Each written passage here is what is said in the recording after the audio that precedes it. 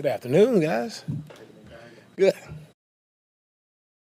What were your takeaways from that last Packers drive? I mean, big picture of what went wrong there. Yeah, just technique. I think just overall things we can learn from and we'll grow from it, get better from it. But just overall technique. It starts with me. I got to coach it better, and we got to execute it better. So that's it there. After the game, Jimmy Ward alluded to maybe some communication issues just with the amount of corners going through. Was there an issue on that last completion to Adams where Jimmy seemed to be kind of scrambling at the snap there? We just got to get a line. We got to communicate better. We got to get a line faster, and we just got to play our technique better. And our guys, we've talked about those things, addressed them, and that's just overall just the process of everything has to be better. Fred said he thought maybe he should have on that last snap throw to Adams, not been so close to the line of scrimmage, been 5 yards back. Given that situation, why weren't your linebackers back? Yeah, we could have been back, but at the end of the day, like I said, it was technique things there at the end that we could have done better, and it all starts with me, and it starts with me first, and we'll learn from it and get better from it. The pass interference penalties, it seems like every week there's multiple ones, which isn't great. Is there something that you can do technique-wise to have these guys slow those down? And then Yeah, the PIs, guys just have to be confident when the ball is in the air. That's just it. The technique is there. Guys are tight in coverage. Just the technique there when the catch point is about to happen. Guys just have to be cleaner at the catch point. Wide nine certainly has its strengths. It seems that one weakness might be that it makes it easier for the offense to chip the defensive ends. Do you feel you need to vary your fronts to protect against that, or is there a different solution? Oh, yeah. When you have a great rusher like Bosa, teams, they have to find a way to handle him. And that's what teams have been doing. They've been chipping him a lot, and he's garnered a lot of attention because of the type of player that he is. Great players, you got to handle them, and that's what teams are doing against him. They're chipping him. What can you do to help him? It is the wide nine making it a big. Yeah, it's not anything to do with the wide nine from that standpoint. It's just he's a defensive end. No matter what alignment you're in, if you're there, the guys motion down and they can chip you. So we'll have some different things to do to help Bosa with that. Of course, you don't want him. You see him the way they're chipping him, right? The violent chips that he's getting. It's hate to see it for him. First and foremost, it's a health and safety issue that I think needs to be addressed. But we have to do a better job of just helping him with some calls there. Do you feel they're not legal hits? No, I'm just saying it has to be addressed the way they're coming and chipping him. Yeah. When the teams getting the ball out as quick as they were against you guys, how do you kind of walk the line between what you're pressing up in coverage and things like that versus wanting to get your defensive line a chance to rush? Yeah, it's all a mixture of as much as you can, right? Just mixing it up. There'll be times when we're pressed, times we're not pressed, and those different times in the game, different situations call for different techniques, and we'll just mix it up and go from there. What's the message to the cornerbacks this week with Russell coming in knowing he's going to take a couple of downfield shots like he does every day? Yeah, we know Seattle is a very explosive offense. That's how they get things going, how they score points. They're very explosive. Both wide receivers on the outside, 14 and 16, are explosive guys.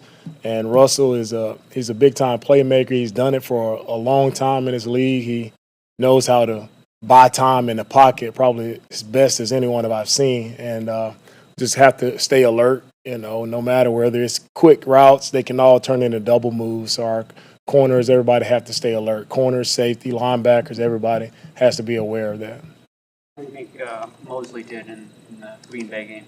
Say it again? How do you think Emmanuel Moseley did in week 3? I think Moseley, he was good. First game back. It's he's come a long way from the process he had to battle back from the injury and get back. So I'm just happy for Moseley he's able to go out there. But like anyone, first game back, it's of course a little rusty, but he's done an excellent job for us. Moseley is a great communicator. He's been really good for us in the back end. How do you assess your run defense right now?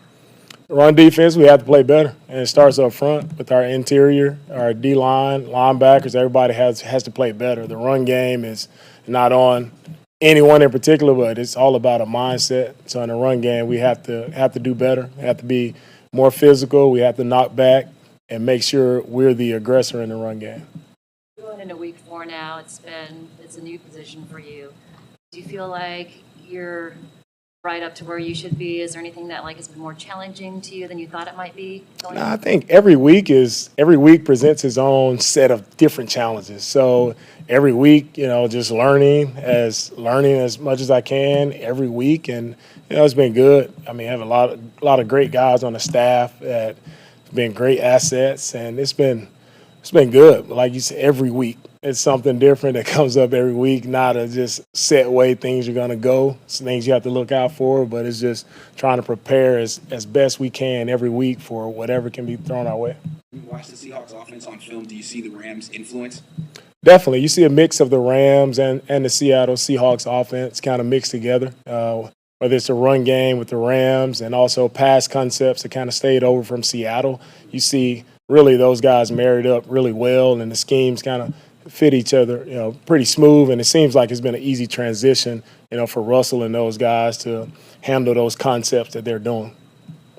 Adams last week. This week it's DK Metcalf and Tyler Lockett. How do you get your cornerbacks more adjusted and ready for those two players? Yeah, everybody has to be. It's first off, it starts mentally. Have to be up for the challenge mentally. We're going against great receivers, and that's every week in this league. You're gonna face.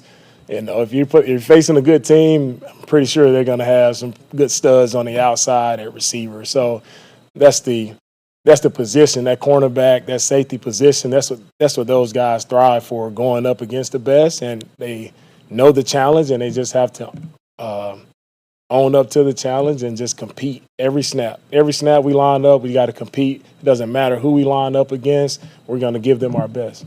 You prepared your defensive backs for tackling DK Metcalf. Do you almost make them think of him like he's a tight end, like they need to go a little bit lower?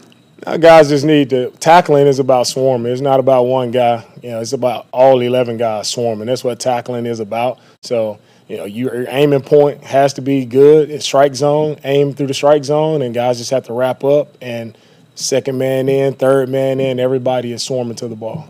Can you just go back to Sunday night?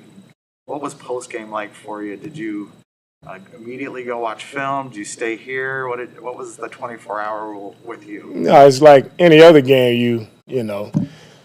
First off, for me, I don't sleep after the games. I'm just up after whether win or loss. I don't sleep either way. So just up. You watch the game over again, see where do we excel, things we did well, I just go through and review the game, no matter win or loss. You go through and review the things, see what you did good, what you didn't do well, what do you have to improve on, and that won't change. Whether it's a win or a loss, that process doesn't change at all for me. You watch by yourself, or you watch with the coaches? Yeah, I watch the game by myself, and then we come together as a coaching staff and watch it together. Not sleeping after a game, did that start when you were a player? Yeah, I mean, it's just so much adrenaline, just rushing, just up, can't go to sleep. All right, thank you guys.